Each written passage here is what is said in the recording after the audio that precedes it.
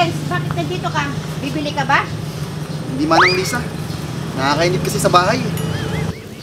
Ikaw naman kasi, ayaw mong tumulong sa inyo. Kaya tuloy yung nanay mo, lagi nagbubunganga sa amin. Si Manang Lisa naman. Paano hindi magbubunga nga si nanay? Araw-araw nakatambay dito sa inyo. Hay nako, kayong mag-ina talaga. Kaya tuloy pati ako nadadamay sa inyo.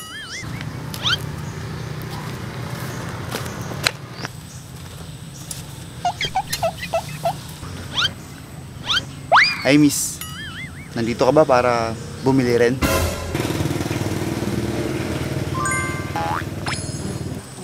Ay nako, andito na naman tong batang to. Oh, Manang Lisa. Bakit ganyan ka naman magsalita sa magandang binibini na to?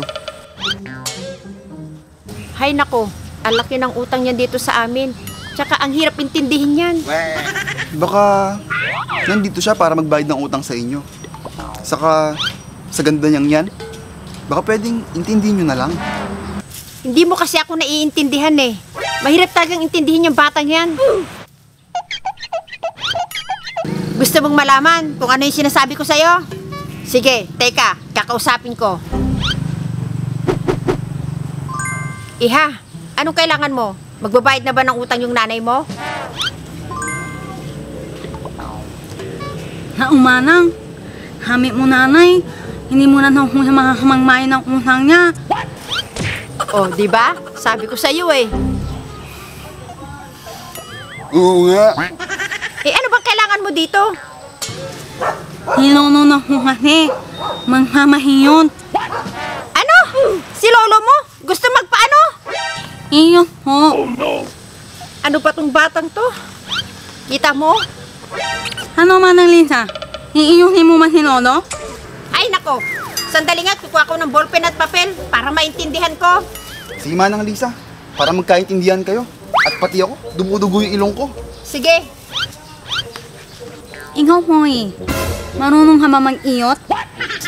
Ay, pasensya na. Hindi ko kasi talaga maintindihan. Sayang naman ang ganda nito.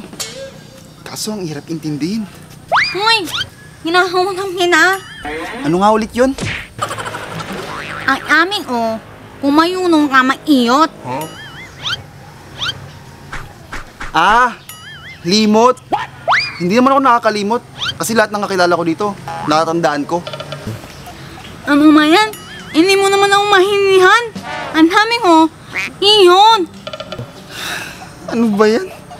Ako pa daw yung hindi makaintindi. Ako pa yung mag-a-adjust. Alam ko na. Hilod. Oo. Araw-araw naman ako naghihilod pag naliligo ako.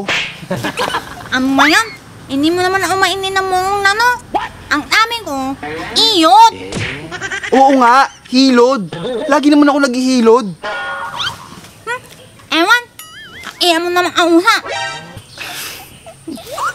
Teka nga, saan ka ba nakatira? Han lang.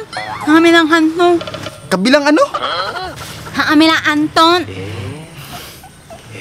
Ano bang sinasabi nito? Teka, pwede mo ba sabihin kung saan banda? Yan lumayan ka lang. Amon, lili ko nga, may maiinang maay namin. Ang hirap talaga nitong intindihin. Sakto. George! Dito nga!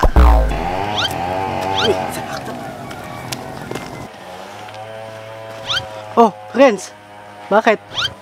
Pwede mo ba akong tulungan? Oo naman. Sabi ni Kagawad sa amin, tumulong kami sa lahat ng nangangailangan.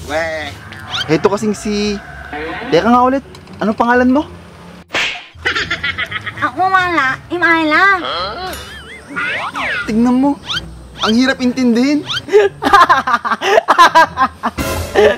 Bakit kang tatawa? Eh paano? Ang dali lang naman intindihin yung sinasabi niya. Bakit? Ano bang sabi niya?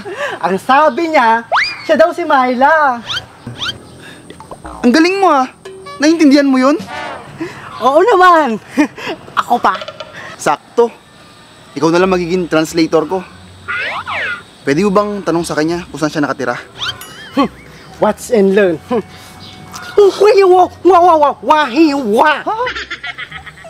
Ang yami ko, nini nung alang. Amot, nini ua. May maiinang anong, maay naming. Ang sabi niya, dyan lang daw siya. Dediretso ka, tapos liliko, tapos may makikita kang bahay na pink. Ang galing mo, George. Idol na kita. Basic. Ayun, yama.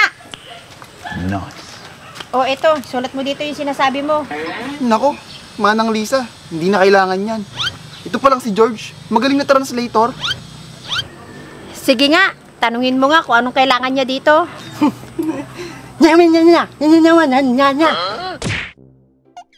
Ang namin o, ninulong, ano niya na mamaiyot.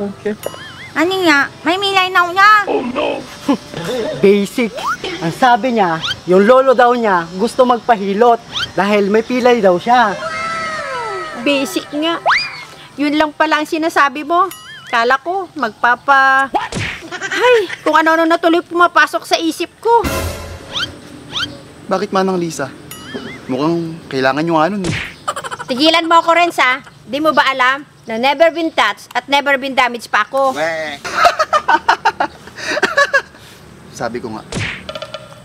Sige, sabihin mo sa lolo mo, dadaan ako doon mamaya. Hindi po, manin ina. Thank you. O siya, sige, at ayusin ko pa yung mga gamit ko.